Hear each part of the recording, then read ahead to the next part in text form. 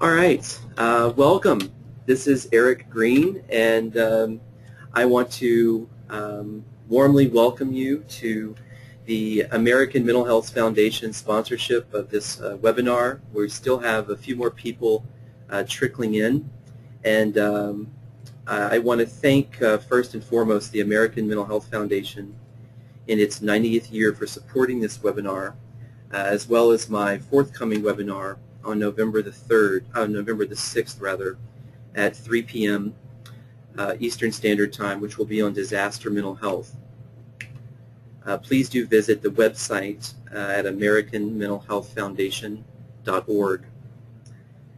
For technical support, our thanks go to CAI, celebrating 35 years of change and inspiration. And you can read more about them. That's where we're actually filming live right now in New York City, at caiglobal.org.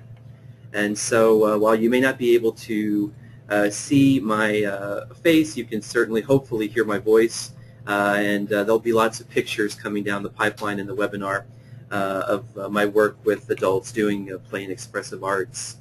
For a couple more housekeeping items, for certification following this program, visit americanmentalhealthfoundation.org and then click on news item August 27th, which is the sign up here for the September 5th webinar by Eric Green, and then click on the last paragraph. You can also, to make it a little bit simpler, as I have here, okay. There we go. You can go to obtain the CEUs, http://CE AmericanMentalHealthFoundation.org. Also, since we're in such a tight time block here, as I'm sure many of you are probably at work right now, if you want to read anything more about me or my work, I'm not going to necessarily talk about that, but you can certainly visit my website at drericgreen.com, or visit me at Facebook at facebook.com/Dr. Eric J. Green. A last housekeeping reminder before we dive into the material is, please remember to use the chat function. The way that I have organized this webinar is that you're encouraged to participate and to ask questions, and also to make comments, and I will be acknowledging those as they come up, and depending on how many participants we have total and how many questions, I'll try to get to all of the questions, or at least most of them. And that just simply requires you going into the comment or chat box on the right side of your screen and typing that in. And please don't wait till the end. You're welcome to comment throughout. And I guess we'll go ahead and begin. The premise of this webinar rather, is for me to, or for us rather, to engage in a dialogue about what is required for us to engage adults in play and expressive activities. And there were so many different avenues that I could have approached with this topic. I decided to, as an editorial decision, as I know most of you are mental health practitioners, was to make this about self-healing and renewal. So while I've geared this presentation to those of us who are practitioners, how can we use play and expressive techniques with ourselves for self-care, hence the term self-care in the title of the webinar. But you can also globalize and certainly externalize these techniques with your adult patients in your practice. So as we go through the objectives and the upcoming assessment that I'm going to go over with you, just keep in mind that while today's webinar is geared towards self-healing and self-renewal, these are certainly usable and mutable with adults. So our objectives, which will be listed throughout the webinar, are basically for me to provide you a couple of resources rather, of what the research shows in the benefits of play and the expressive arts, as well as a couple of actual play-based interventions that I use with adults, and a couple of implications about the self-healing and renewal properties of using this paradigm with adults. And you'll notice there will be pictures throughout the webinar. These are pictures very recently, most of them actually are very recent, of me providing play therapy and expressive art trainings with practitioners and adults. And so that's where these images came from. So here's, to start us off, here's a kind of a brief overview of how I conceptualize play in the expressive arts. It's typically an engagement in some type of creative activity that involves self-expression and the use of the imagination for therapeutic purposes with someone who is trained and qualified to do so. And we oftentimes don't see or don't read much about, or it's very scant in the literature, of the use of play therapy as a self-care technique or with other adults. I believe the typical, or probably the popular view, is that play therapy is often used with very young children. And what the research is showing, and what is encapsulated in Charlie Schaefer's book from a few years back, as well as my new book with Athena Drews on this topic, is that play can certainly be used with adults.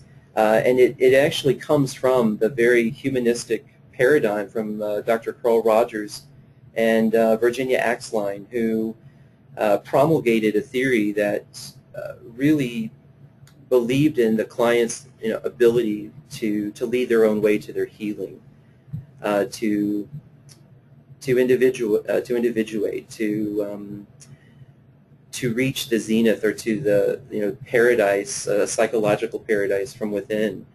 And so, being a play therapist myself, and engaging with parents, and because I don't see many adult patients independently, the primary context that I see adults is always as a parent, because I treat young children. I have a part-time practice, and so part of the overview of this piece that I wanted to mention before we go on is that the relationship is what heals, not these techniques. And while these techniques certainly can show a reduction in hyperarousal and some different other topics we'll talk about soon, it's really the relationship that we have with other adults professionally in the psychotherapeutic context that provides the healing mechanism. And those are, I think, embodied within a triumvirate of tenets that are espoused by Axline and Rogers, and those are non-judgmentalism,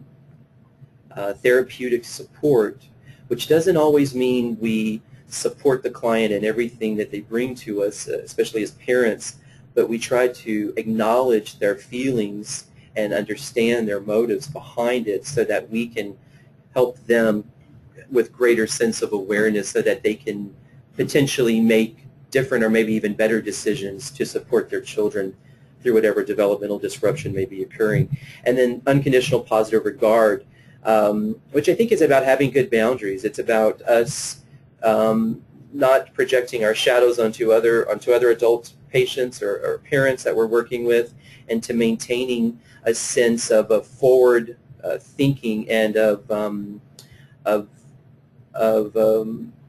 general sense of well-being that we are attempting to motivate towards.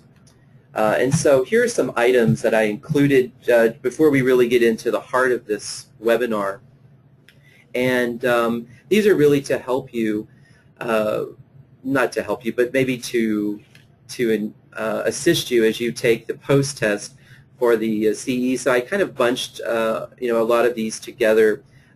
Play therapy and play itself, which takes many different forms with adults, but my theoretical premise and research-supported position is that it reignites in adults a sense of what James Hollis, the Jungian analyst down in Houston, Texas, calls archetypal imagination.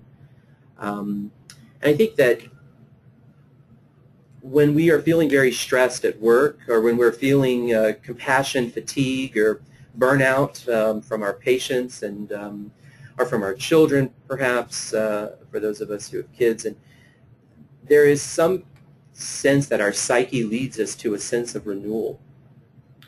And sometimes we try to find that sense of renewal through venting, by talking, sharing our concerns of the workday, going through difficult experiences and finding comfort through our partners or our close friends, or sometimes we even go to therapy, or people come to us on the other end of this. My argument for this webinar is that what works for you and within that context, or for other adults, I think should be maintained, but also to add in a layer of wellness and of holistic and a creative sense of integration, which would not be overwhelming that it's done all the time, but would be done consistently, so that ego strength and resources are buoyed up over time. And that's what we really see as play therapy being the healing factor, is the relationship we develop with young children. That relationship, most of the healing that occurs is between the moments we have with the child that are sometimes before the session, after. It's not so much about the sand play that we use or the art. It's really about our response and our validation and our consistent humanity that we engage with the child. And that's very similar to play therapy with adults, and by using these mechanisms. And so I've included, puppet play. I do this with parents frequently, is how to have what I call difficult dialogues or critical conversations with their kids. I offer them suggestions, and one is to do puppet play. So we role play through puppet play of different ways they can provide their children with maybe different alternatives, or if something is not going right with chores or in the house. And then for those adults who aren't parents necessarily, possibly, there's so many different techniques, but I also introduce the option of painting for those adults who have a creative bent. And painting has a way of allowing for self-expression to occur, and I think it's one of the expressive techniques that we can use with adults, and I'll be talking about that more later, in a variety of settings, like in our office. I actually do some of my filial work with parents outside, and there is something healing about reconnecting with nature. I'm going to talk about you and our own self-care, about the benefit of going outside and getting some air. For example, last night I flew here to New York last night to film this webinar today, and I was in an airport and in a plane for many, many hours. I was feeling a little, and as soon as I got to Manhattan and I'm walking in the streets, I felt revitalized. I felt alive again. It was just by being in the outside, in the outdoors, with the hustle and bustle. And so sometimes it just takes us to just remove ourselves from our office for a little while, or from the monotony of being at our desk. Expressive arts and play can have a couple of different benefits, different demographic groups and things you can see. So the first learning objective is about the research support, and that was list 2 research-supported benefits of incorporating play therapy with adults towards self-care and renewal. And most of this information comes from, as I mentioned earlier, my latest book with Athena Trues. And some of the items here, as you can see, by using creative mechanisms like painting, like sharing music, looking at lyrics, drawing, movement, going outside, and things which we'll be covering later, we see that it increases self-expression. And when an adult feels, when we feel as though we're able to self-express, oftentimes what we see is that anxiety there's a correlation with an anxiety reduction. And once there's an anxiety reduction, there might be an increased feeling of self-worth, because then there is a sense of validity, because anxiety is lowered, motivation's increased, and then we may be able to engage with people and then with our positions, our work, in a more effective way. That's a picture below of me doing sand tray therapy with some adults a few months ago.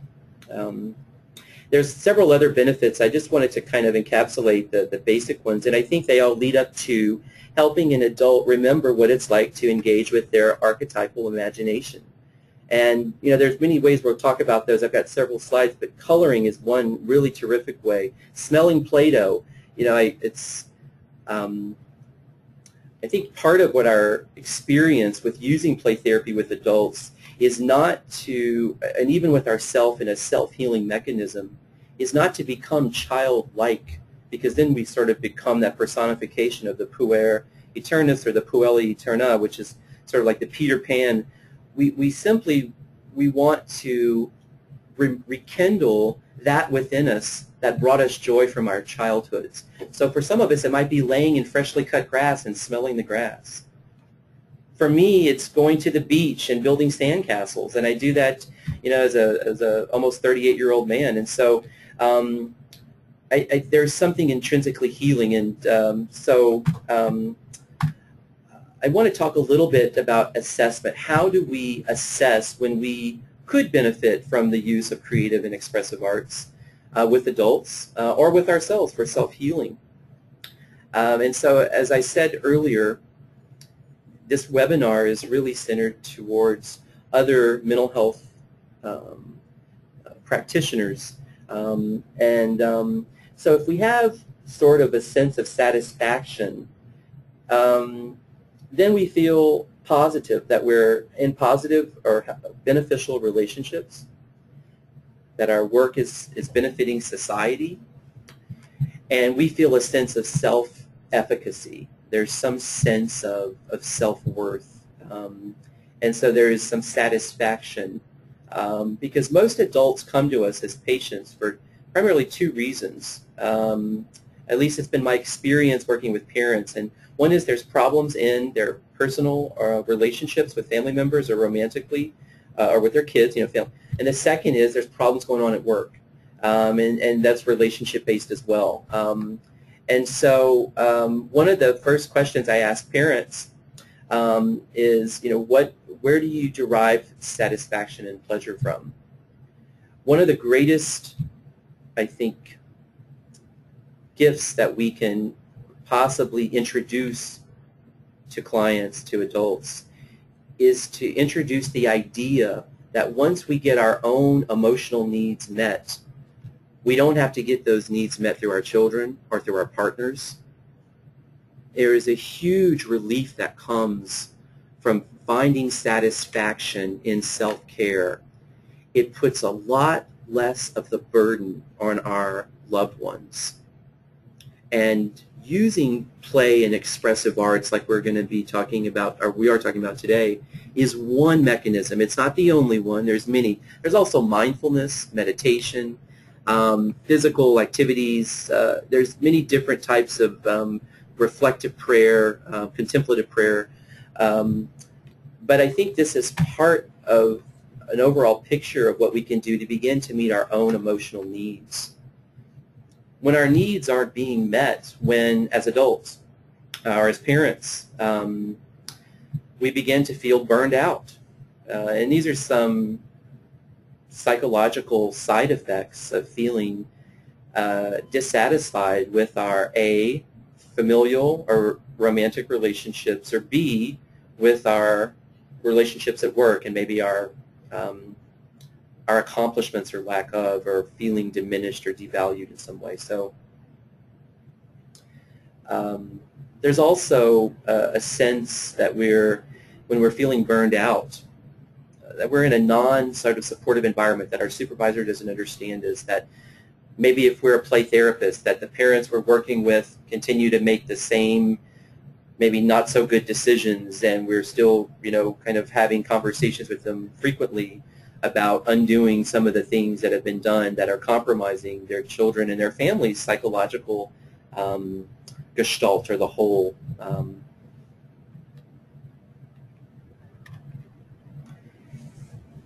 As for us as helpers, just to narrow this a little bit more and to make it really relevant to you who are listening to this webinar, is oftentimes we're affected not only sometimes by burnout, but also by compassion fatigue, or what we also call secondary traumatic stress, which is work-related to having to deal with secondary stressors or people who are indirectly related to something we're doing. Also, there is a source of an internalization, I think, of some psychological poison, and this is another term called countertransference. Sometimes we take on, and I think I was just speaking about this earlier this week to a group in North Carolina, at the University of North Carolina at Charlotte, and I was talking to them about Jungian play therapy, and how, Jung once said no true physician can stand outside of his work without being burned in some vulnerable spot. For a true physician always stands in the thick of it. And so I think countertransference it's not a bad thing, and it's certainly not to be avoided. It's to be cultivated, as it's the crux often of psychotherapeutic change in our relationships with adults, with parents. I think the tone that I was attempting to bring to this presentation by inserting this topic is, when we as helpers, or we're working with adults as parents in our play practice or expressive arts, sometimes we take on some of the fiery elements of countertransference and we internalize that, and we may need a way to release that. And so I have some different side effects, or some attributes of what it might look like if you're feeling burned out, or if you're working with an adult who's burned out, or with a parent who's feeling burned out, which we see a lot. And so I look at that as a dichotomy, is when you're looking at these slides, and I'm going to ask here for a question if anyone has one in a minute, but thinking about yourself first, not that we're becoming these narcissistic individuals, but we have to get our own needs met before we can meet the needs of others. Jung once said we can only go so far in psychotherapy as we've gone ourselves with patients. So think about these in terms of, am I experiencing any of these? And then think about beyond that, are you working with adults who are?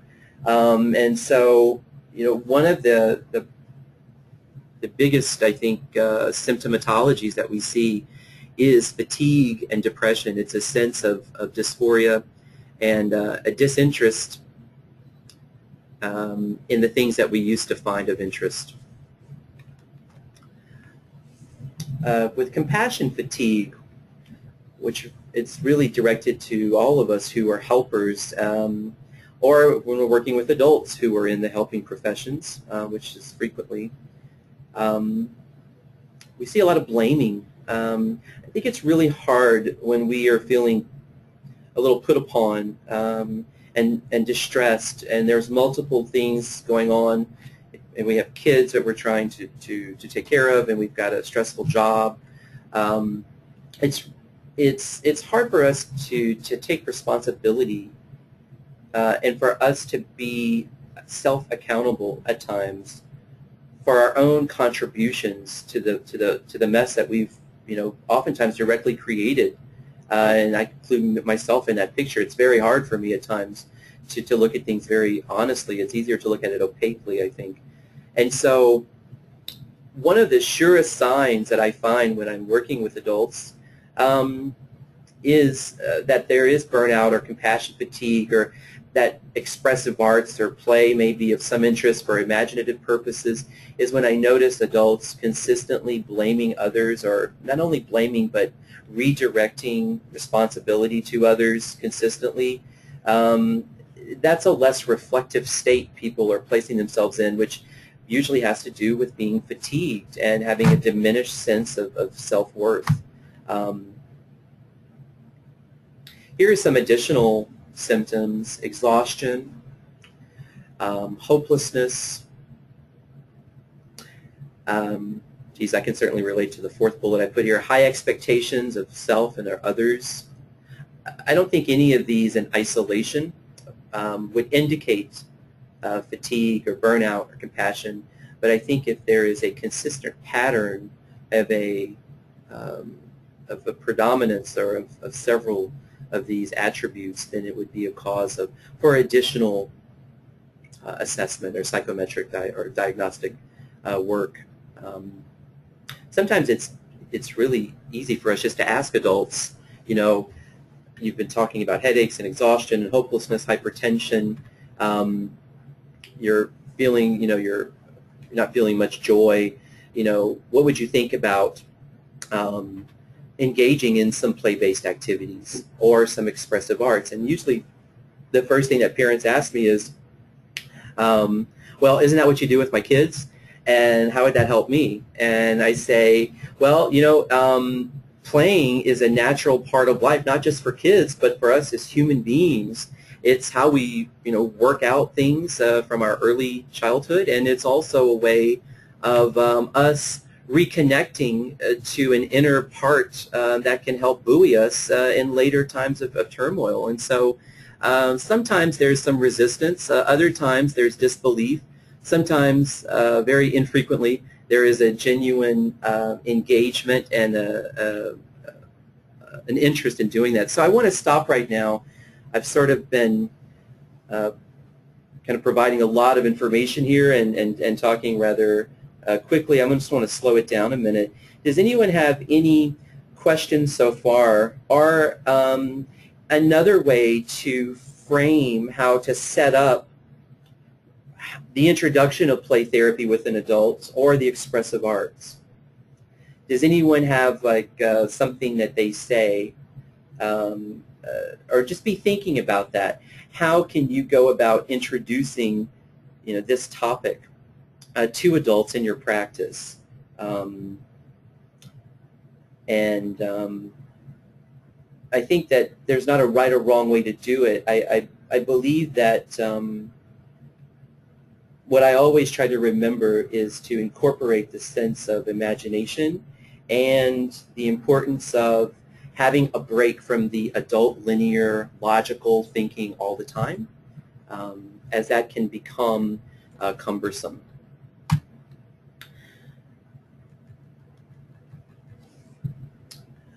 Okay, so moving on, these are some basic organizational symptoms of compassion fatigue.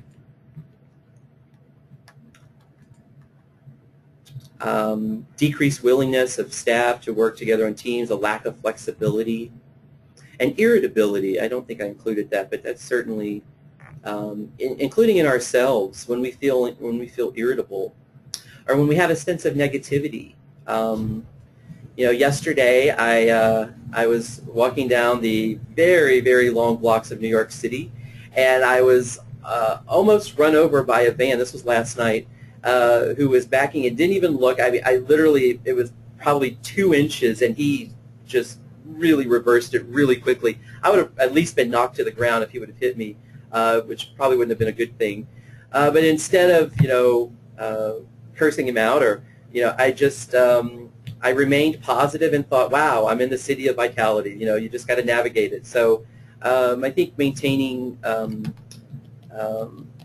positivity is important, and I think when we become very negative and irritable with the happenings of life, we start to see fatigue and certainly a sense of renewal. So if no one has any questions or comments so far, I want to do this self-assessment with you right now. And I think I've got 9 or 10 items here. And this is something that you can also use with your adult patients or parents, or you can tweak it. There's many assessments for feeling burned out, for feeling encumbered. That's not to do with the typical DSM diagnostic labels. So I used this one, this self-assessment, because of the interest of time. I chose one, but there are many, and you can certainly find those by looking in any recent psychometric assessments or any of the wellness literature. Jane Myers and Tom Sweeney have done a lot of work in wellness and assessment, and they've written a few books on the topic. And so anyway, so as we're reading through these, I want you to be thinking about them. And if it sort of goes like this, I arrange these that if you have at least one on each slide, that there may be a cause for you to be thinking about. Maybe it's time for some happiness, some renewal. Doesn't mean that you're burned out or have compassion fatigue. It just could mean that maybe you might want to engage in some more self-reflection, or maybe even seek a consult with a colleague, or if you notice this in a parent, or if a parent takes this assessment, it would probably be the cause for some additional exploration, and certainly should raise an orange flag that to see maybe if an expressive or play therapy technique may be helpful. So the first one is personal concerns commonly intrude on my professional role. I think it has to do with boundaries. The second, my colleagues seem to lack understanding. I think that's a lot to do with what we spoke about earlier, irritability and displacement of blame. I find even small changes to be off-putting or draining. Okay, so then now we're going to go to the second slide. If you've had one of those so far, just take a note or write a note. I can't seem to recover quickly after association with traumatic material. This also has to do with watching movies, with experiencing. It doesn't necessarily mean a traumatic event, but it could mean exposure to even the news, watching the news recently, the American journalist who was beheaded, unfortunately, which was a tragedy by the Islamic State in the Middle East. And so that was extremely disturbing to even hear that could have happened. And so when we see images occurring in the news, in movies, even in life, how do we recover from that? And so if you are not recovering too quickly, or if it goes beyond a sense of humanity that you're concerned about it for a couple hours or maybe a few days and talk to your colleagues, but if it becomes a preoccupation, morbidly so, then it could be a cause just to explore that further to see where that might be originating from. Are you experiencing burnout? Is it time for renewal? Number 5, association with your patient's material affects you very deeply. This could also be substituted for adults who were affected by their coworkers significantly in their lives. How much are we enmeshed? But also, do we take on and internalize the psychological poison of others?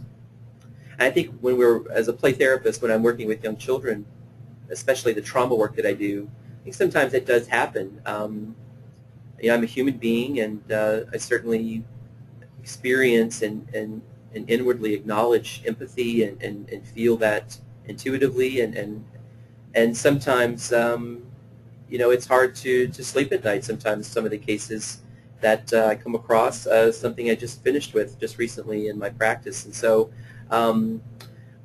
But I think if it affects you very, very deeply for a considerable period of time, I think that would be a cause of concern. Also, we had a piece about stress. Okay, next slide. I've lost my sense of hopefulness. I feel vulnerable a lot of the time, and I feel overwhelmed by unfinished business. Again, don't take these in isolation, but if you have a preponderance of these that you're identifying with, and there's a pattern, and it's beyond the typical, then I would say, you might want to do some more exploration. One of the ways you can explore this is by taking the ProQual, which is the Professional Quality of Life Screening. And here's the website. I believe it's there's no charge for this exam. If you go to this website, you should be able to take it. I also give this to parents sometimes, especially if they're in helping professions or educators. I've noticed several of the parents I've worked with, adults or educators, are in the education field. Probably because some of the referrals, many of us have, are from kids from school counselors and or teachers. So, so this is a terrific, I think, not terrific, but I think it's a necessary next step. If you're noticing some of the symptoms, then you do the self-assessment, and then the next logical piece would be the ProQual. And so if you've determined that after those pieces, or let's say you're working with an adult in your play therapy practice who is complaining about feeling depressed or sluggish and things, my next recommendation would be to create a specific self-care management plan. And the self-care plan should encompass these 5 major areas that we're about to cover. And what I'd like for you to do from this webinar today is, as we're having this discussion, is I want you to have a notepad on the side, or if you're in your computer, notes, and I want you to take, there's going to be 4 to 5 probes in each of these categories. I want you to find 2, and I'm going to go through some of these with you of how to construct your self-care management. It's not enough just, we're going to do guided imagery in a little while, and I'm going to do several different expressive techniques. I'm going to show you mandalas and things. But it's not just enough for us to, I think, be affected by that and to deep breathe. We also, as practitioners, as educators, as humans, we need to have some type of written, in my opinion, plan. The research shows that people who adhere to written plans or written contracts are more apt to continue to engage in self-care strategies than those who do not. That's also true in Judith Beck's research with weight loss. And so the physical piece, are you maintaining regular sleep? Do I exercise regularly? So let's just say I ask you to take 2 of the questions and then come up with a plan. So it would be a strategy. So like on my first piece of paper, I would put physical. And then let's say I took those 2, and I would say over the next 2 weeks, and I would do a self-care plan for like a month, and then I would change it a little bit each month until it becomes a sort of a regular part of your wellness approach. So I would say, let's say I will get 6, or actually what doctors now recommend is about 7 hours. 8 hours is not, it's actually a little bit oversleeping at this point. Doctors no longer are recommending 8, but yeah, I'm not a medical doctor, so I'm going to keep this to the psychological. But if we look at sleep and say over the next 2 weeks, for 12 of the 14 days, I will make an effort to sleep 7 hours a night. And then underneath that, so that's your goal, okay? Underneath your goal, put 2 objectives of how you're going to achieve that. One is, I will not drink caffeine after 6 p.m. 2 is, I will buy blackout blinds for my curtains as the sunlight's been waking me up in the tip. And then the second is, do I exercise regularly? I will go to the gym 3 times a week for 1 hour for the next 2 weeks. So take one or two from each major category and come up with a self-care plan. The evidence shows us two things that are helpful in predicting success of the management of a self-care plan. One is, which I've already indicated, is that it's written out and it's looked at daily. And Judith Beck found that in, as I said earlier, in the Diet Solution, the book she had came out a few years ago. The second part is by sharing this with someone you trust, so that there is some type of commonality or support that you're receiving from another adult. Psychological.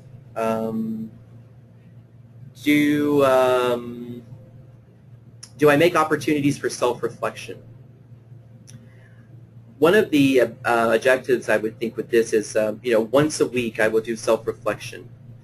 For me, on Sunday nights, that's my self-reflective night. And so I journal on Sunday nights. So I would maybe say, we try to always, make these goals into the positive. So I will make an opportunity for self-reflection as evidenced by, and then put two mechanisms or objectives. One is I will journal for 15 minutes every Sunday. Two is I will share my reflection with my partner or whomever. The third area is the emotional sphere, or of the wellness wheel here that we're going to be seeing in just a minute. Do I maintain regular contact with important people in my life? Just a recent example, I've been attempting, my uncle, who's been my mentor, who's a Jungian priest, he's retired now for many years. We've been trying to connect by phone over the last week, and we keep missing each other. And so, one of the things that I find it healthy and helpful is when I have regular contact, even with my at times demanding position and my travel and things, when I make regular time to reach out to my parents, to my sister, to those people who are very close to me, with my mom and things, I find that I'm not as irritable, and that things aren't things just look much more hopeful. And so think about how can you have some type of regular contact. Now, one of the keys of making this a success is not to overdo it and not to expect too much of yourself. So don't put, or maybe rather reconsider things like, well, I'm going to talk to my dad for an hour every week. That's a lot. My suggestion to adults and to parents when I'm creating this is think of something simple, attainable, and behavioral. So what is simple? What is uncomplicated, so that you won't say, oh gosh, I've got to do this again? So maybe it's once a month. Maybe it's, maybe it's having lunch with your grandmother once every 6 weeks. And maybe it's a simple lunch. Maybe it's an hour lunch. Maybe it's not a whole afternoon, And so behavioral, when you're creating this plan, or when you're introducing this to adults, you don't want to put things maybe like I want to love my mom more, or my partner more, or I want to love my daughter more. You want it to be behavioral. So I will show my daughter that I care, as evidenced by every Saturday for 30 minutes I will spend playtime with her on the floor in the living room. So that's kind of how I devise that. Spiritual, am I open to inspiration? And I've got several techniques that we're going to be covering up here in a minute, but it's really a lot to do with, to me, is what is meaningful. And from the wellness perspective is, how do I prioritize things as an adult within the spiritual context? So do I regularly practice any of my beliefs? Or if I don't have any beliefs, what do I find meaningful in life? And so I think part of this is developing an appreciation for play therapy and expressive arts as an adult, because I think we as clinicians have to find this within ourselves, the meaning, before we can really engage others with it. And so this might look like, I will attempt to find meaning over the next week, as evidenced by, one, I will do a self-sand tray once a month. and we're going to talk about self-Sanchariya in just a little while. 2, I will color one mandala once a month and talk about the symbolism. For some of us, it might be going to church once a month or to synagogue. And then professional. This is the last one. Well, the balance kind of encapsulates all of it. But what's your workload? I really like number 3. Do I give myself, that sounds weird, I'm liking what I type, but basically what I'm trying to say is I think number 3 is really important for us as adults. Do I give myself quiet time to complete tasks? And I think that having a sense of silence is important, because I think as adults, we have so many thoughts going on, and the hustle and bustle of life and of noise and of people making requests and of our family members kind of unloading on us a lot of the time. It's important for us to take time in quiet. One of the things that I recommend adults do when I'm introducing play therapy about music is I ask parents, I say, when you're at work and you're sitting at your desk, do you listen to music? And many of them say no. So one of the things that I recommend is that they listen to music, very low, which is what I do, and many of my colleagues that I know do. But I also recommend that not just to listen to pop music or soul music or whatever it is, with vocals or things possibly. Maybe that's on iTunes radio or satellite radio. But also to have some sense of relaxation music. So every Thursday at work, or if I'm at home writing from home or doing research, I call that my nature day. And so I play music in the background that's like waves crashing from YouTube. They have like 2-hour videos of waves crashing, or a peace pipe. It's a flute playing, chanting, something that sounds more organic and not so produced and popular. How do I set limits with colleagues? I think that's important too. And then the balance. Do I make time to play? And that's sort of what's at the heart of this is we have to really, as practitioners, rediscover the joy of playing before we can really expect adults to play with us. That sounded kind of funny. But to engage with us in the psychotherapeutic context. So my question right now to those of you who are online, if anyone wants to answer, is how do you play? What do you do to find balance that is play-based or playful in life right now? Anyone want to chat or type in a comment on the right side of your screen to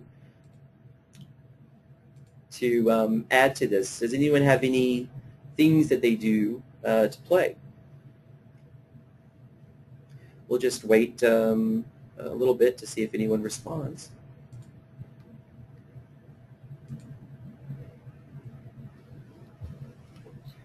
Okay, so I can probably, all right, and let's see.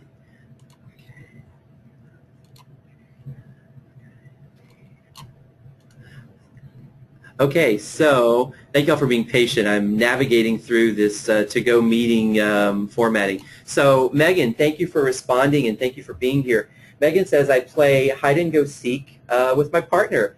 Terrific! Wow, that certainly sounds like it could be very exciting. And that's a terrific activity. I'm so glad you brought that up. That's something that many of us did as children, and for you to be able to engage with your partner as an adult, I think it speaks a lot about you and your abilities to appreciate the childlike and imaginative qualities. And so there's a few more. Hi, Judy. We have Judy Burns here from Australia. Judy, thank you for being with us. Judy says gardening. Yeah, I think gardening is a very soulful activity, as eating can be.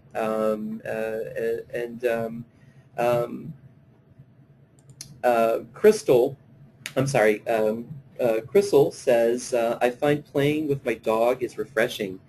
Yeah, you really brought up a great point, and that is oftentimes after a long day of work or a long week, God, for some of us a long month or a long year, coming home to our cat or our dog, or just walking, there's something that's very play-based about that, because as many of us as kids had pets, many of us did, and it does, there's something healing. Alexandra says, oh, okay, wait, it's Celeste, gardening, making jewelry. Diane says that she plays the piano, and she has since her childhood. She loves the arts. Amazing. Diane, I wish we had volume here. I'd ask you to play a little piece. One of the piano concertos by Beethoven that I listen to relax, and I even play this when I'm doing guided imagery, is the Moonlight Sonata. I think it's so beautiful. Okay, so Beth says, I ride my bike with no hands. Yes, be free, Beth. Be brave. Next we have Enel, and Enel says, I will paint. The problem sometimes is that I want to be a perfectionist, and it's important to engage and play without judging ourselves. Absolutely, that's a good point. I think you're really piggybacking off and saying it much more eloquently, that we have to get out of our linear sort of rational, logical thinking, and you're absolutely right. Thank you so much. Kimberly says, these are great suggestions. I hope some of you are writing some of these down, because some of these I haven't even thought of. Going to the beach or riding bikes, okay? Candace says, I play with my child, lots of peekaboo. That's terrific, and plays with different toys to help her learn textures. Excellent. And colors too, and that's something else I think I encourage parents to do when I'm teaching them play therapy, is I say, if you're resistant to engagement and play with me, then what I try to do is I try to help them play with their kids first, so that they can be able to play with play activities and use it themselves. So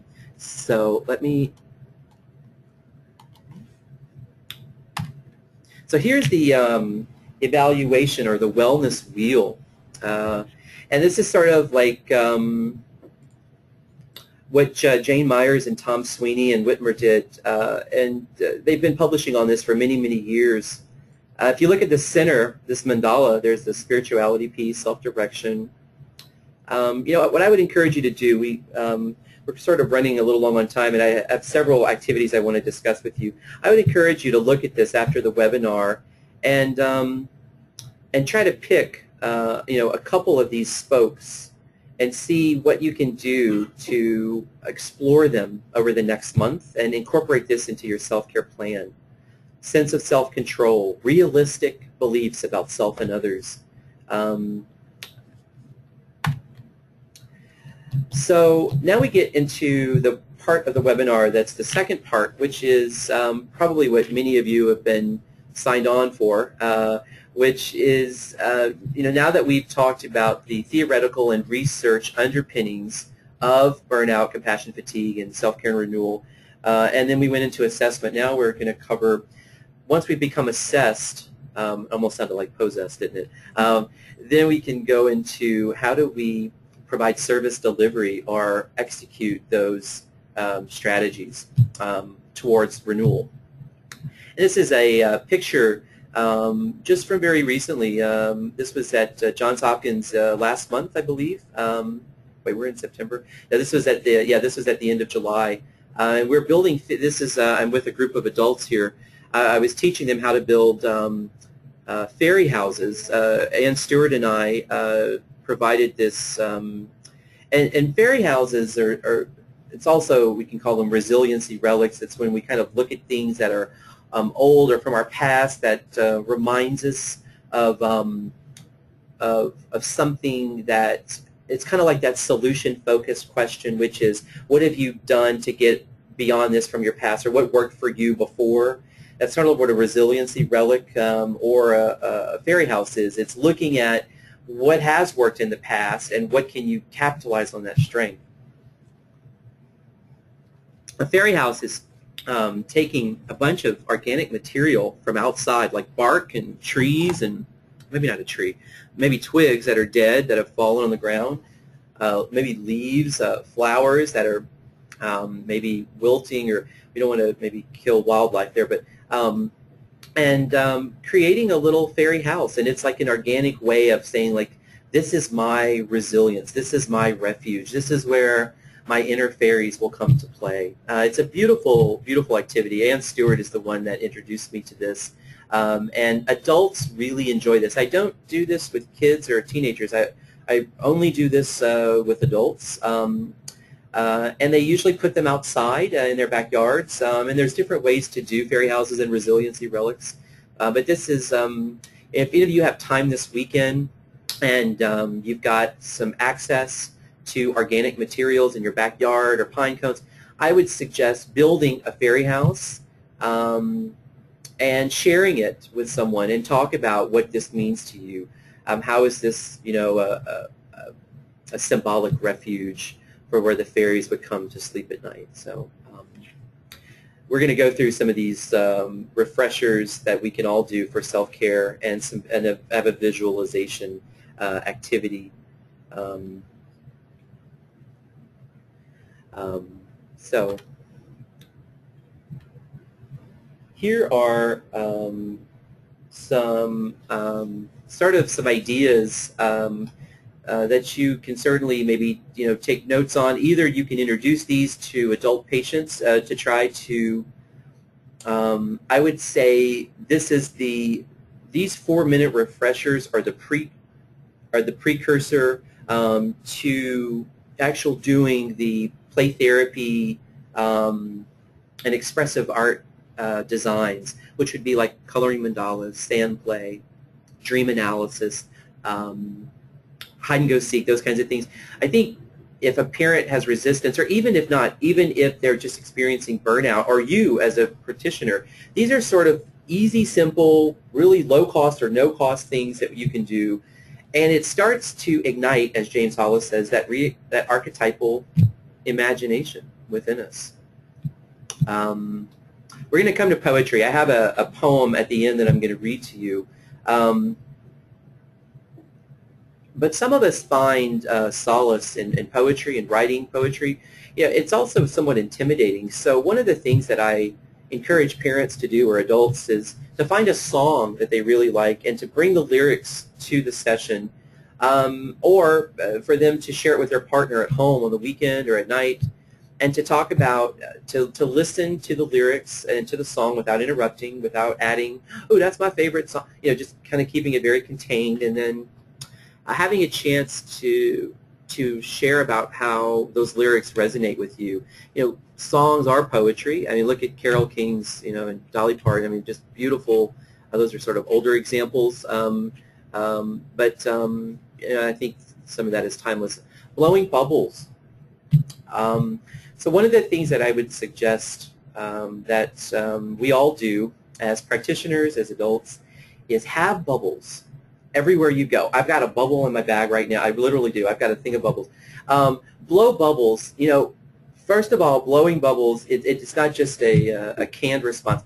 I have, as some of you are probably aware, I've done quite a bit of natural disaster work all over the world, and have been very fortunate to be able to do that type of work through the Red Cross and through World Vision. And one of the consistent findings is, even if, and we've seen some destitute situations with parents and adults when houses have been destroyed and loss of life, bubbles don't make everything better, but somehow they bring a smile to people's faces.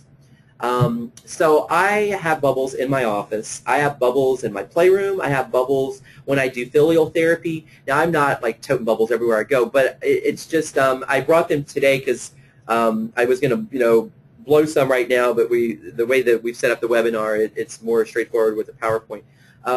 But go out and buy it. They're called gazillion bubbles. I know some of you are not, you know, I saw a couple, or I recognize a couple of names. They're international. They're outside of the country. But you know, here in we have them at Walmart or at CVS, and you can find them on sale after holidays or even at the dollar store. They're like super bubbles, and they last a really long time, and they're huge, and they're really fun, and they stay there more strong or something. I don't know. I find buying those, if you look at those bubbles I have in that picture, those are like the cheaper bubbles I bought from the dollar store. Those like are really harder to blow, and so anyway, what I do is I tell a parent, blow bubbles with your kids. Go outside. There's bubble machines you can put on your porch. Get a bubble machine. And just, you know, when I was, before I moved out of Louisiana, when I was, that's where I'm from, my uncle, he had this huge bubble machine that would just blow beautiful bubbles all the time, and it was just kind of magical. So every time, you know, we would go to his house as adults, we would feel, you know, breathing deeply. Amy Mirica, regular co-writer of mine and a colleague, she talks about elevator breaths. And so we teach kids, and now I'm teaching adults how to do, is to imagine. So I want everybody listening to close your eyes for a minute, and I want you to take a deep breath in through your nose and out through your mouth. And then I want us to just calm down and take another deep breath in through the nose and out through the mouth.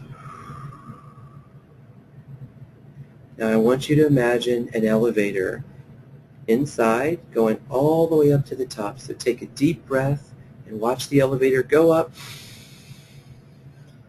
And now the elevator is going to slowly go back down to the bottom floor toward the bottom of your tummy. So breathe out. Now watch the elevator go back up slowly to the top. Take a deep breath in. Hold it. Look, the elevator's at the top. It's at the Chrysler Building. And then release. Okay, so just by a thing of yes or no, how many of you who participated in that feel slightly more relaxed than you did 2 minutes ago before we started? Okay, so everyone in this in the studio here is raising their hand, and Shelley does. Shelley Sweltzer, thank you for participating. Several. Okay, great. Judy, Diane. So this is a picture of me after Hurricane Katrina and Rita working with the children, and it was, you know, really hard to find anything to be happy about when your home is destroyed, when you have nothing left, when you can't even go back home, and some of these kids were abandoned, or not abandoned, but they got lost in the mass traumatic destruction at the convention center. So it's like, who do we think we are trying to make people happy? So I would just, in silence, I'd blow bubbles with them, and there was something healing about that. So take from that, and there's my lion in the back. You'll see my lion. That's my brave lion. He goes a lot of places with me. That's another thing we can do as adults. As kids, one of the things we did was we held, I'm sure y'all remember this, stuffed animals. I remember, I'm a child of the 80s, so when I was a kid, we had pound puppies. I don't know if anybody remembers those, pound puppies. I had a dark brown one. I called him Choco. Wow, it's a lot of self-disclosure, sorry. But one of the things that I've done as an adult is I have at my office at UNT, where I'm a professor, it's full of stuffed animals. And there's sharks and peacocks and all kinds of things. And so in my playrooms, I also include really plush, soft, stuffed bears and lions so kids can hold on to them. What I tell adults is don't be afraid to give an animal a hug, a little stuffed animal a hug. Don't be afraid to put a teddy bear in your office. There's something healing about that.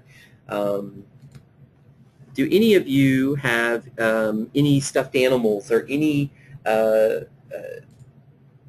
if you have any in your attic, or if you go to by the Disney store at the mall sometimes, let's say, and you see the Little Mermaid, and you say, oh God, buy it, or take it out of your attic, or find one at a rummage. The thing is that when we surround ourselves with images from our past that are positive and healing, we can find solace in our present. And that's sort of the theme for today. Okay, so does anyone have any questions so far?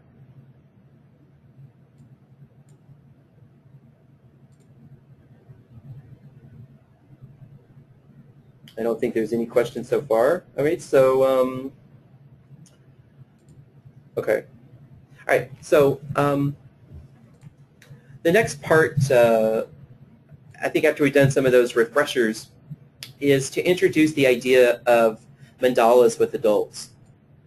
I would say out of, and this is a personal perspective because I'm a Jungian-oriented therapist and a play therapist, I probably have a proclivity toward mandalas and sand play, especially since I've done so much writing on them. It's been such a big part of my professional delivery service model. However, with that bias being placed for transparency, I would say that coloring mandalas with adults is probably the single most popular and most prevalent play-based activity that I do. I've colored with thousands, been very fortunate with thousands of adults all over the world now when I do trainings. And some of you online, I recognize many of your names, some of your names, have actually done mandala trainings with me, which is exciting that you're here today. Thank you. And so for those of you who haven't, or for those of you who have not heard of mandalas, a mandala is a circular shape that has some type of design. It could also be square, sort of like the Buddhists have the sand mandalas where they paint sand, hand paint it, and they usually show them at museums for peace. And then after they're done, they wipe it clean. I created this technique, and it's certainly not original. Giordano Bruno in the year 1560, he called these magic circles. He found them in different places in literature, and so they've been around a while. Jung certainly had a lot of mandala imagery and talked about the totality of the self being represented by the mandala. And so, and then there's Dr. Fincher. She's published quite a bit on mandalas, and so have many. There's been several workbooks and things, I think, over the years. What I've done, or my contribution to a small, very minor contribution to this, is I've adopted them for very young kids. And so these mandalas come from my workbook called Color Your Mandala.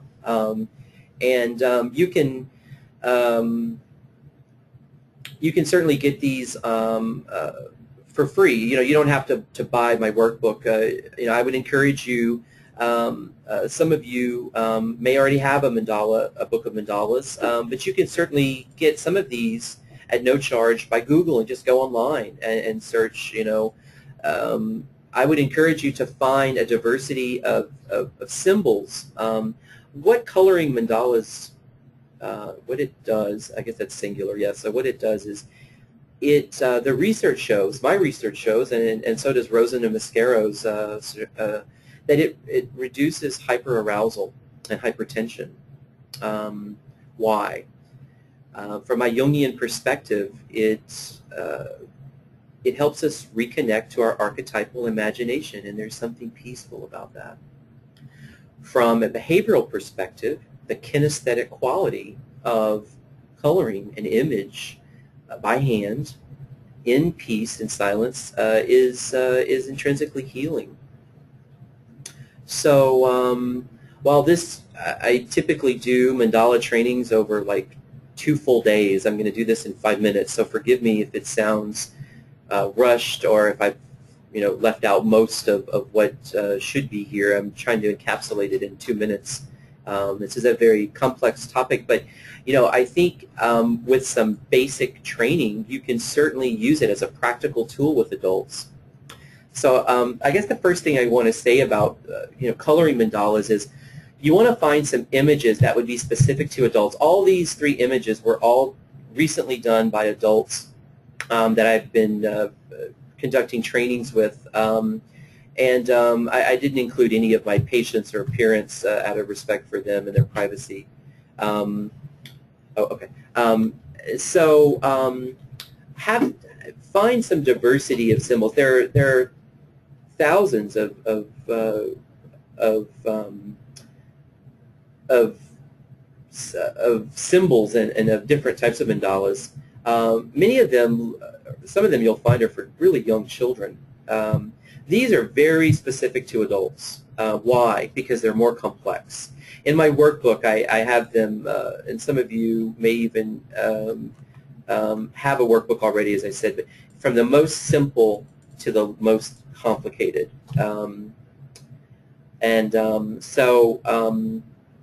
The second thing is you want to explain to the adult what a mandala is. A mandala is a circular shape. It's what we call a magic circle. And I tell them, the research shows that it produces calming effects. There's actually an empirical evidence that shows that it is an empirical process. It's not just a qualitative, investigation, but there's actual that it decreases hypertension, hyperarousal with patients who are grappling with post-traumatic stress disorder, PTSD. I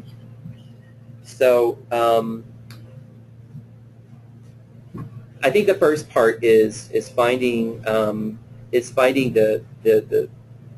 the actual symbols and what you want to work with. And I would encourage you to have at least 8 to 10 different blank drawings for an adult to choose from. The second part is the materials that you need. Other than the mandalas, I use colored pencils, colored markers, and crayons. And what I encourage you to do is to find the highest number of variability in those. So I only will buy like 64 or like 84 packs of markers, like with 84 different colors. You can actually go to the Dollar Tree. Well, that's probably specific to the South. But if you go and look at some of these discount supply stores, you'll see they'll have like 100 different shades of blue for like $10. It's amazing. So I would say invest in the most variability you can find. What I have found over time, the most helpful are colored markers, the really thin ones. That's the ones that most adults like the most, and so that's what I have the most of. They don't really like crayons. I don't know why. I think it's because markers maybe are more vibrant, maybe. And I noticed that colored pencils, I think I noticed children using those more. So I would say if you're on a budget, to go and to buy as many different colored markers and packs as you can with different hues of orange, pinks, reds. I also, if you have a little bit of money, buy glue, glitter. If you look at the middle, the peacock, all those little jewels, you can get those at Michael's Arts and Crafts, for those of you who are here in the country, wherever. I always have that on the side if they want to glue things or add. I also have buttons, yarn, all kinds of things. But what I find over and over is most adults just use, and I don't know, I've distilled this, the long colored markers.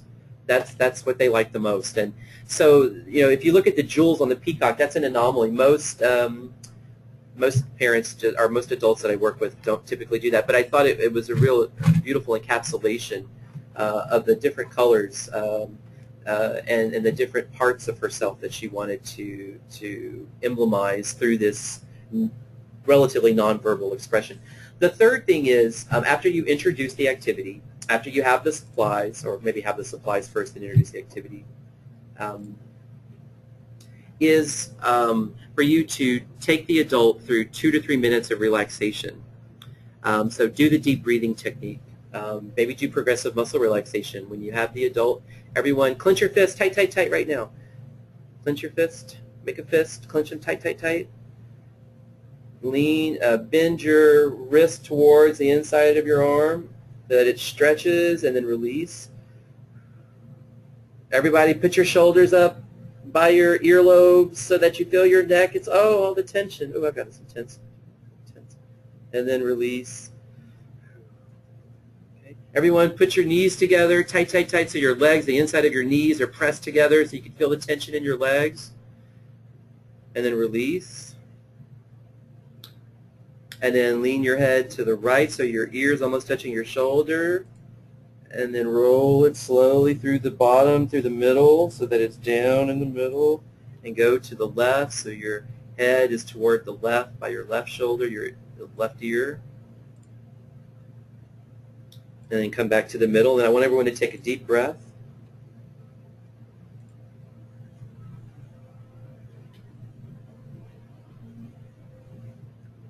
Take a second deep breath.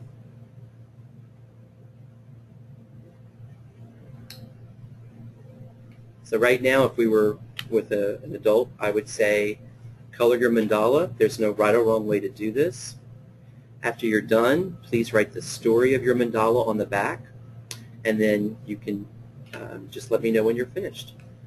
While the adult is coloring the mandala, I usually sit in silence. I typically have relaxation music playing in the background on my laptop. I usually go to YouTube, and I have just, like just peaceful, soft, kind of like new age transcendental kind of music, very lightly playing in the background. Sometimes I'll play with Play-Doh, so I'm not just staring at the adult because that's kind of uncomfortable. Sometimes I'll color a mandala, but I'll really be focusing on what they're doing. The purpose of this is for them to have self-expression, to reduce anxiety, hyperarousal, hypertension, but it's also for them to connect their internal landscape with their external, and that's what the kinesthetic quality of writing the story on the back. For any of these expressive art activities to truly find the ability to bridge the inner to the outer, to create a sense of renewal, there has to be 4 different senses that are hit. The visual, the auditory, which would be the sharing of the story with the patient, the kinesthetic, which is the actual coloring, and an affective component, which means it's something that's important to them. That's why we allow them to choose their own mandala. After they're done, I say this, is there anything you'd like to share about your mandala? There's no right or wrong way. And then they share it with me. I don't really ask any follow-up questions anymore. Years ago I used to. What I find now is that it's really not necessary. It becomes almost like an interview, and that's not really what the purpose of this is for. It's sort of like sand play. We don't ask a bunch of follow-up questions. We just simply allow them to share. Now, if it's a child and they're engaging with me, then maybe I will say, if you were inside this mandala, what might you be feeling like? Or if you could give this mandala a title, what might it be?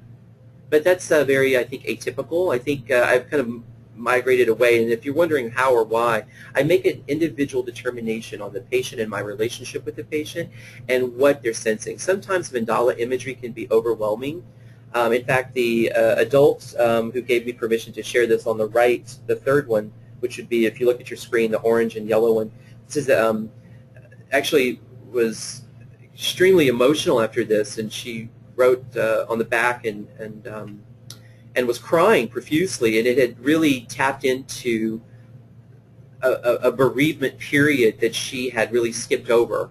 Her mother had passed a few months before, and she hadn't really grieved, and so this symbol, something about the symbol and going into it, entering, Jung says for us to change the affect, we have to enter it. So if we want to get rid of depression, we have to enter the depression. If we want to get beyond grief, we have to go into the grief.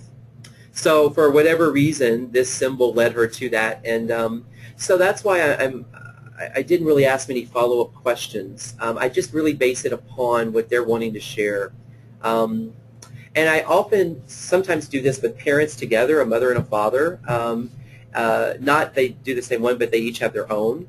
I encourage them to share it with each other by looking at each other in the eye, by using I language. I appreciate how you shared your story, instead of saying you did well or something like that. And that helps with communication between, in their relationship. Does anybody have any questions about mandalas before we move on? I know we've got about 25 minutes left, and I've still got about, I think, 30 slides. So I'm trying to be quick. Okay, there's no questions as of this point. All right. If you do have a question or a comment, or if you've used mandalas and you want to share something, please feel free to engage, and I'll be happy to respond to that.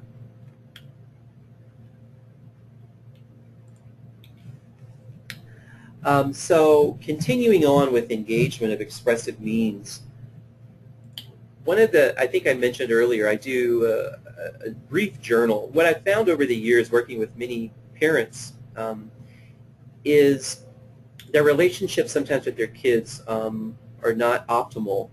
Obviously, that's why many of them are referred, because usually kids don't self-refer, obviously. But one of the things I encourage parents to do is to keep a gratitude journal. And this is what I do. I think I mentioned earlier on Sunday nights, I have a reflective Sundays. In fact, I often post on Facebook. That's maybe like sometime the only time in the week I'll get a chance to, but I'll post something reflective, or I'll say it's my reflection. I ask parents to do 3 things that they're grateful for about their family, or 3 things about their kids, and to keep a gratitude journal. So when people, what I've found over the years, and I'm sure many of you recognize this, is when we get really excited about journals, we go buy nice journal things from Barnes or wherever, and we decorate them, and then it only lasts about a month, and then we get burned out because it's and so to try to troubleshoot those types of deficits, keep it simple, keep it attainable, and make it behavioral. So another part of this, of engaging parents in expressive arts, is visualization. This is something that I often don't have resistance from parents with, and I'm sure many of you have used guided imagery and visualizations with the adults that you work with. How I do mine differently, and part of this webinar, in keeping with the theme of today, is I try to incorporate visualizations that are specific to reigniting the archetypal imagination. So not that that's better than any other visualization you might be doing. I think, you know, a part of the process of visualization is to bring about a sense of peace and relaxation, and to allow the mind, to the imagination, to visualize imagery, and to kind of retreat into a psychological stratosphere of unencumbered creativity. So I have a visualization next, and what I want everyone to do is I want everyone to close your eyes for a minute. And this is what I would do with an adult. This is what I'm doing with you, obviously. And so I do want some of us to participate with this part next. So I want everybody to close your eyes, and I'm going to adjust my webinar voice to a more therapeutic, slower paced voice, which is how I typically speak in probably most of the time when I'm not presenting. I want you to take 3 deep breaths and imagine the elevator.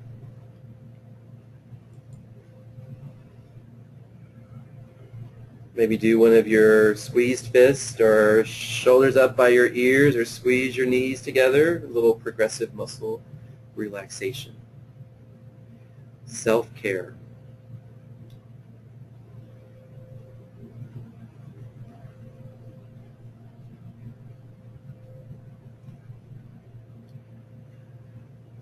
Now I'm going to speak for a little while. I want you to keep your eyes closed, and right now I want you to, if you have any thoughts, I want you to acknowledge them and watch them float away, so that we're centering and clearing. So no thinking, if we can, become blank. It's really hard to do, but you can try. So take a deep breath and just focus on your breath.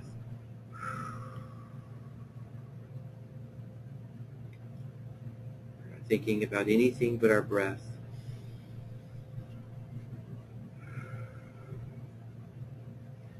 Now we're not thinking, we're just breathing.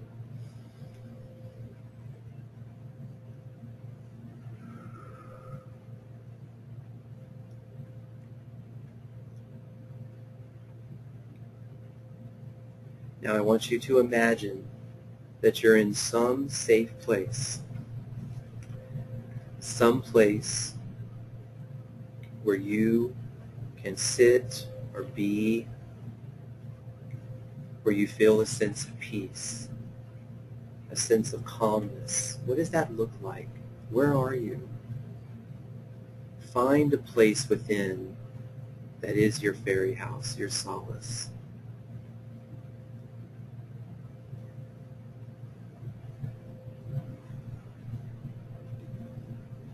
What's around you?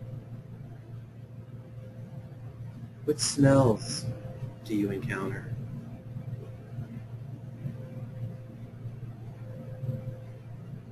Is there anyone there with you?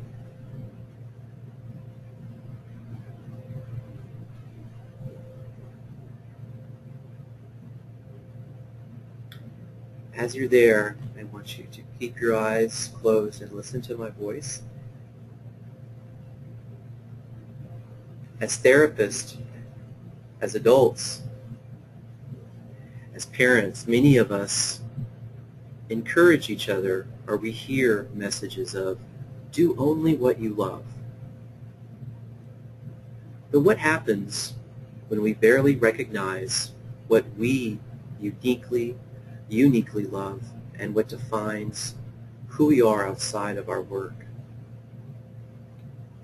Sometimes caretaking and being in relationships for others has transferred into a loss or deferment of our own dreams. So close your eyes and I want you to go back into your mind, into your imagination. Go back to your childhood. What did you look like? What did it feel like to be small? To have to look up to an adult, to talk to them? Think about those times, or that time when you were the happiest. Where were you? What were you doing?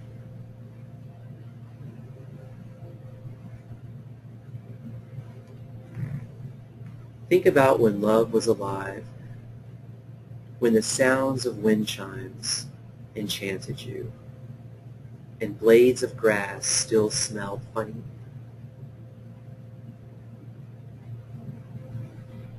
When you enjoyed opening a new canister of Play-Doh. When smelling a crayon was fun, just because it was. When you looked forward to blowing out candles on your birthday cake once a year, and looked even more forward to when you could blow them all out in one breath. Who were you playing with? What were you playing?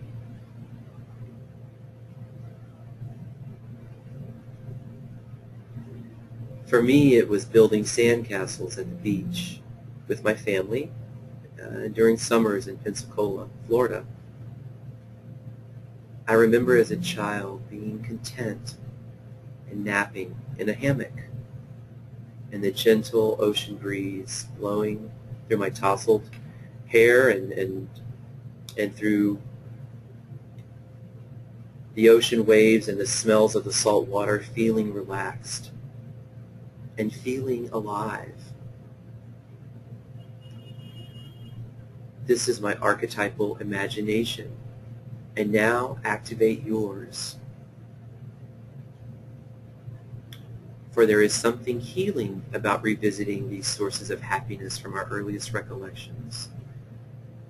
Smell the smells again, the sounds, the images, the feelings. By retracing what brought us joy in our past, we are able to possibly relive bliss in our present. Who or what made you smile as a child? Was it music or dance or song? Was it your grandmother's cooking? Was it watching a certain TV show, maybe The Cosby Show on Thursday nights, NBC, 7 p.m.? Join with me, reflect, remember, and renew. Okay, Now, would anyone or all of those who'd like to share maybe an image that came up for you from an early recollection, please go ahead and share with us now. I'd love to hear some of your thoughts or ideas.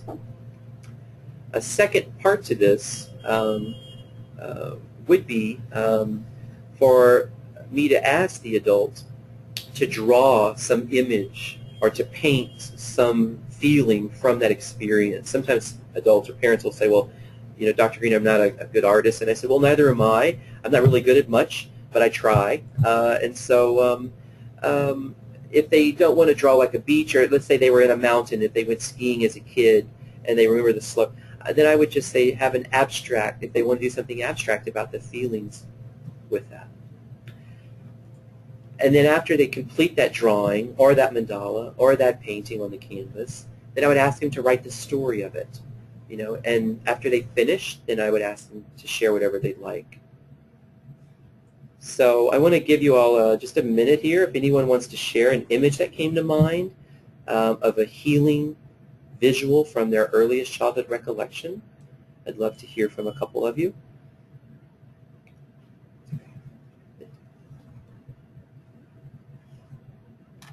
And as you're typing or thinking, this is an image of my archetypal imagination. Something about being at the beach. I go throughout the year. It's not very far from me in Texas. I just traveled down to Mexico. So this is a picture just recently of me in my little office area on that little boardwalk at the bottom. That's where I have this umbrella. And so I go there and I play in the sand. I write, and I feel reconnected. I took my mother there in gosh, I think that was May, and that was exciting. We got to build sandcastles, and I think I'm a much better builder than I was when I was a kid. And so I have a picture of me building a sandcastle a little bit later. I have another activity for us to do.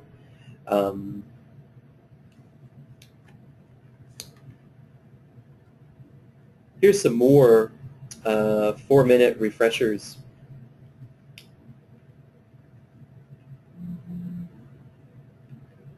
Write down a hope, a thought, a prayer for your client or for yourself. This is me doing a training. This picture at the bottom was from Mississippi from a couple of months ago this summer. I was doing a Jungian sand play training. And this is one of the things I do frequently with adults is, or patients, is I ask them to do a sand tray, which is when we take miniatures and then they create what's called a sand picture. And while they're using miniatures to create this scene, I remain quiet, and then when they're done, I ask if there's anything about their sand picture they'd like to share.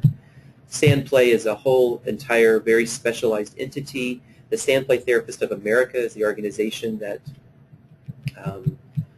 provides the certification. It takes a couple years of doing your own personal analysis and doing 100 hours of sand play specific work. And we also have our annual Sand Play Conference. We just had it in Seattle at the beginning of June. And then next April we have one in Baltimore. And then we also have the International Sand Play Society, International Sand Play Society. You know, it's something with an I and an S, and you can just Google it. But we're having our international conference. You know what I'm thinking about is ISIS, which is probably not a great thing. So it'll be next spring, and it'll be in Canada. And so while I wouldn't necessarily recommend you engaging in sand play work unless you have the credentialing, I think that there's something practical about using it as a self-care or renewal if you want to do this yourself. And so, you know, a lot of us don't ever think to do our own sand trays. I do them a couple times a month. I'm currently finishing my own sand play process. I'm finishing my credential to become a certified sand play therapist, and so I'm able to do that. But I also sometimes do it I have, of course, a sand tray in my practice in the sand play room. And every once in a while, if work is really stressing me, or if I'm allowing work to stress me, I'll do a sand, and then I'll take a picture, and then I'll just look at it on Sunday nights usually, and I'll just reflect on it. So, do any of you use sand trays, or if any of you have sand trays. Again, it's probably, other than mandalas and guided imagery, it's one of the most prevalent expressive art modalities that adults find a connection to, which is almost counterintuitive because you'd think adults would maybe think it was childlike with all the figures. But if you look at the research, I'm sure many of you have as you're professionals in this field, there really isn't much written of anything on sand play with kids. Most of what has come out, and Dora Kalt's model really was focusing on children necessarily, but also more adults. And so Kay Bradway's work and Harriet Friedman and Ree Rogers Mitchell and all of these tremendous talent in the sand play field over the last 20, 30 years have written predominantly on sand play with adults. So this is a common, I think, and it's helpful. It does produce a kinesthetic feeling of relaxation just by touching the sand. There is something that feels healing about it. So before I go on to the next slide, we have a comment here from Diane. And Diane says, I recall our family decorating the Christmas tree as a happy occasion. My brother, younger than me, would, after the tree was completed, go outside and come back in as if he were a visitor and would exclaim about the beauty of the tree. We would all laugh, and it became a tradition for him to do that each year. Thank you so much, Diane, for sharing that familial tradition. It sounds very special, and it's a testament to the playfulness that you and your family had, and that I'm sure you're probably bringing to your own circles now as an adult.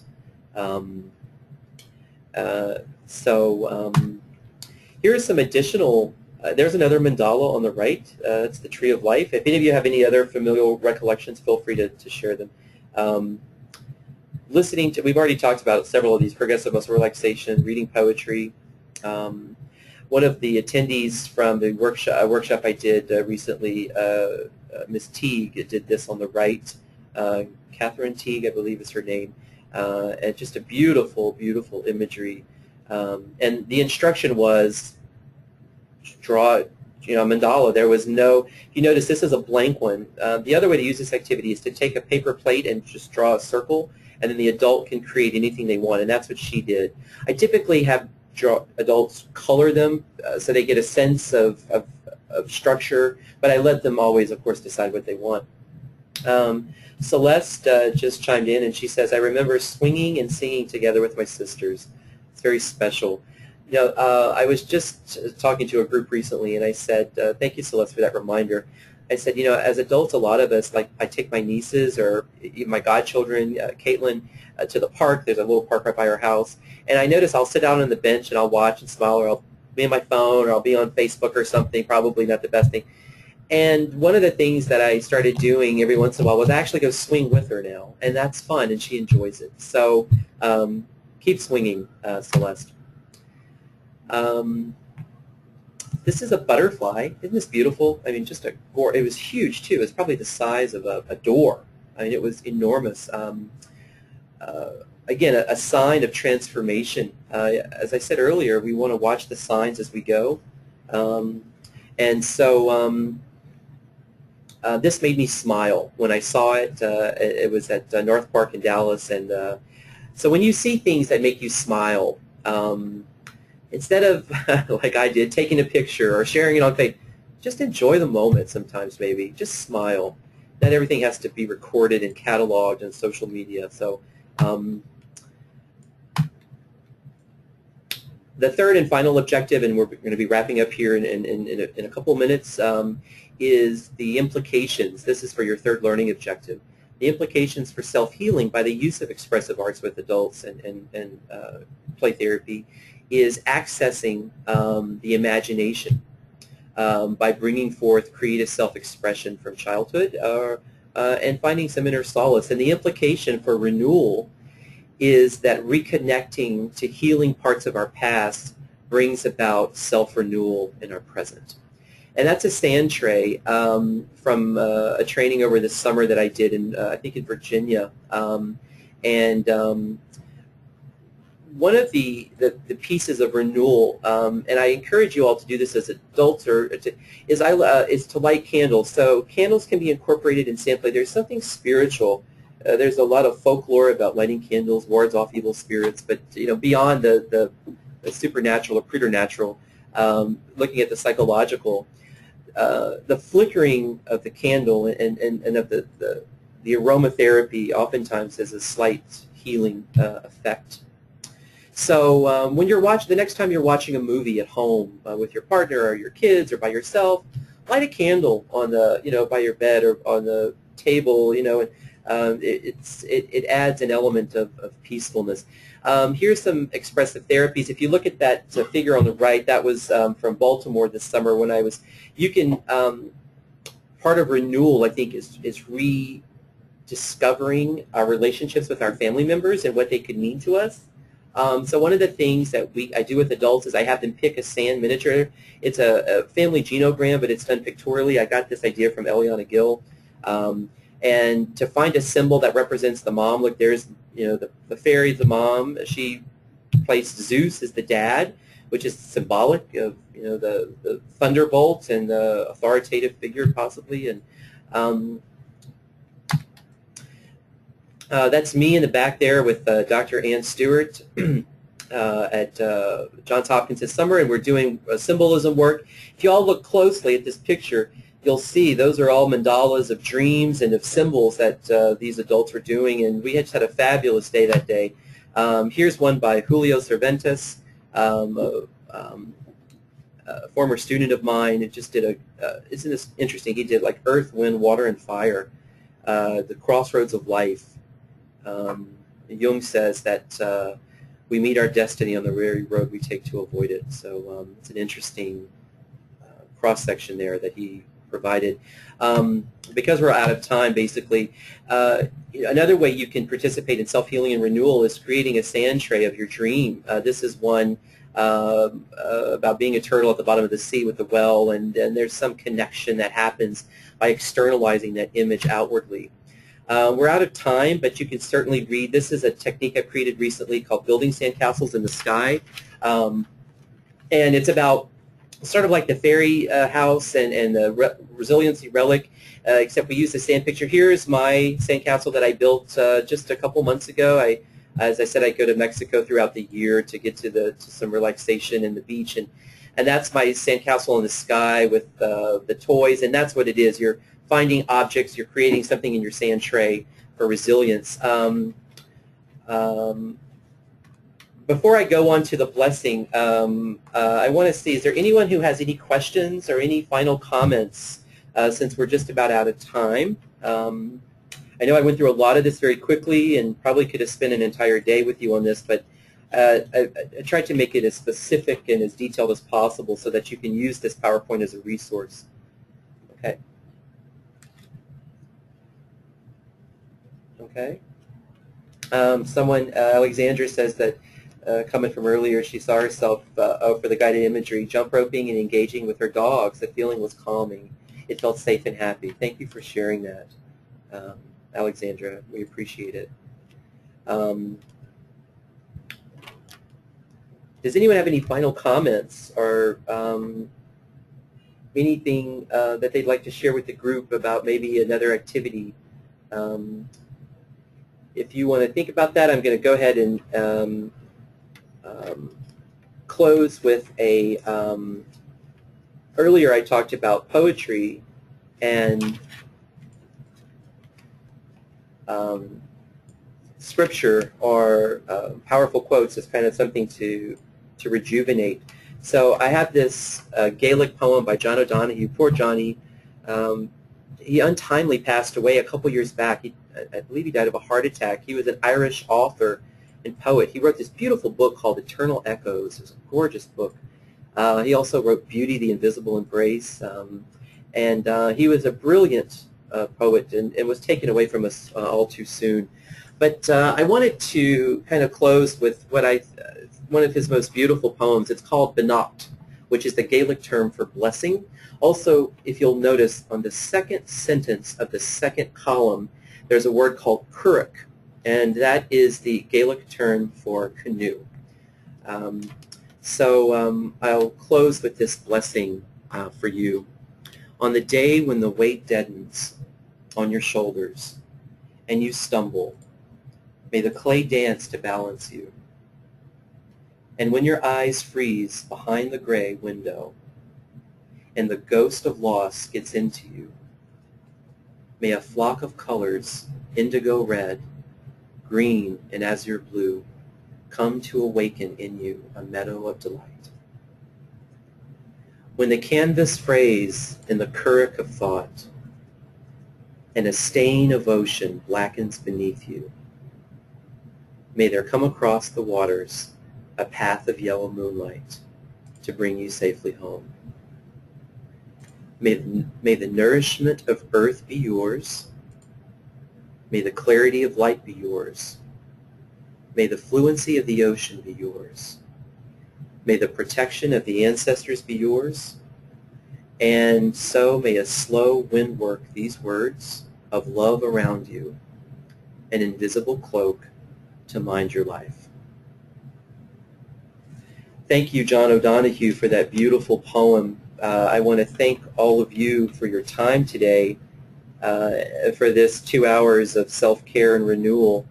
I hope that it was healing in some small way, or at least gave you some new ideas of what you can do to integrate play therapy with adults. I also hope that if you took 2 hours out of your busy workday, that this provided you some maybe brief or needed respite from the otherwise busyness of the day. I believe there's, okay, there is a comment. Thank you, Diane. You're very welcome. Yes, it's mandalas can be used, and I'm glad that something about that resonated with you, as I hope you may explore using mandalas with your adult clients. You know, some of us see these and we think it's just with kids, but actually, predominantly now, it's strange. I use them with adolescents and adults. So I also, and if anyone has a final question, we're wrapping up here in just a minute or two, or a minute, about 60 seconds left. I do want to say to, let your colleagues, we've recorded this webinar and it will be up on the American Mental Health Foundation's website. So if you found it helpful, or you think you have some colleagues or friends that may find this presentation useful, it is being offered as for social work and for play therapy CEUs. And if you go to the AmericanMentalHealthFoundation.org, they can register for it after. It'll be on the website for quite some time, the recorded version, which you can purchase. I also have a second webinar for the American Mental Health Foundation that we'll be filming in New York, just like this, on November the 6th, and as I said previously, that'll be on disaster mental health. I've thoroughly enjoyed my time with you. If there are no other questions or comments, just as a reminder, if you go to the American Mental Health's website, you can complete your evaluation. It's a very brief one, and do this brief quiz to get your CEs. You get 2 hours of CEs. I wish you all a fabulous weekend. I'm going to go out and enjoy the last few moments I have of New York City before I fly back home to Dallas. Thank you all for your time. Thank you for your commitment to adults and to the play therapy and expressive field. It's been my pleasure, and I wish you all well.